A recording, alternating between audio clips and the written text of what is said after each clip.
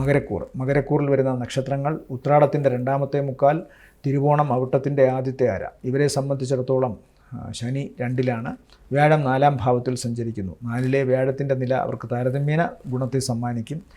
എന്നാൽ 9-ാം ഭാവത്തിൽ സഞ്ചരിക്കുന്ന കേതു പിതാവിനത്ര നല്ല അവസരം ഉണ്ടാക്കില്ല. മാത്രമല്ല, ഉപരിപഠനവുമായി ബന്ധപ്പെട്ട ഈ നക്ഷത്രക്കാരുടെ കാര്യത്തിലോ അല്ലെങ്കിൽ ഇവരുടെ മക്കളുടെ കാര്യത്തിലോ ഒക്കെ ചെറിയ തടസ്സങ്ങളോ പ്രശ്നങ്ങളോ ഉണ്ടാകാനുള്ള സാധ്യത കാണുന്നു.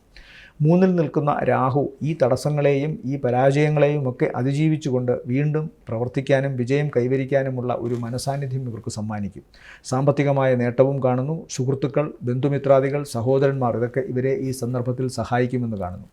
തങ്ങളുടെ വ്യക്തിത്വത്തിന് നല്ല ഒരു അവസ്ഥ സമ്മാനിക്കുന്ന തരത്തിൽ നല്ല വസ്ത്രധാരണം, നല്ല രീതിയിൽ ഭംഗിയായി ഒരുങ്ങി ആളുകളുടെ മുമ്പിൽ പ്രത്യക്ഷപ്പെടാനും ജോലി സ്ഥലത്ത് അങ്ങനെ തന്നെ വരുവാനും പോകുവാനുമൊക്കെ സാധിക്കുന്നത് കൊണ്ട് ഇവരുടെ വ്യക്തിത്വത്തിനും ഇവരുടെ മതിപ്പിനുമൊക്കെ വില വർദ്ധിക്കുന്ന ഒരാഴ്ചയാണ്.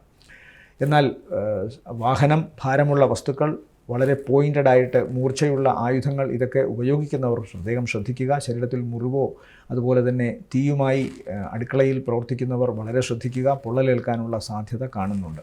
എന്നാൽ പ്രവർത്തനങ്ങളിൽ അങ്ങേയറ്റത്തെ ചുണയും അങ്ങേയറ്റത്തെ കാര്യപ്രാപ്തിയും ഈ ആഴ്ച ഇവർക്ക് കാഴ്ചവെക്കാൻ സാധിക്കും. അതുകൊണ്ട് തന്നെ സാമ്പത്തികമായ നേട്ടവും കാണുന്നു.